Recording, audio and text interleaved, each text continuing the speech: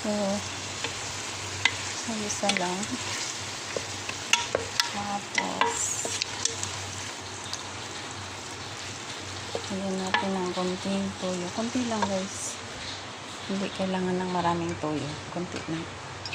So, light soy sauce ang gamitin ko kasi ang lasa nito.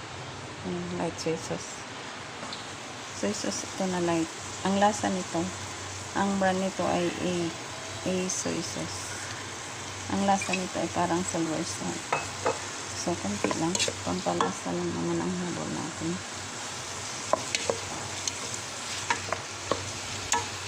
Mamaya na natin ilagay ito. Yan. Yung tomato sauce. Adding cheese. Tsaka yung nagisa naman yung hotdog at saka yung liver. Tapos, mamaya yung carrots at saka potatoes. So, last na natin idagdag ang carrots at potatoes. Ito na yung pinakahuli. Yan. Pinakahuli na ingredient na. Saka yung cheese at saka yung tomato sauce. So, hanggang dito lang video natin guys.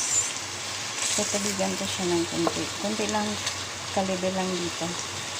So, pakita ko sa inyo.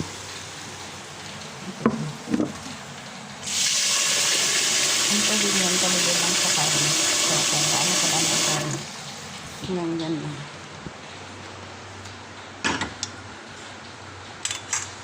So, that's it guys.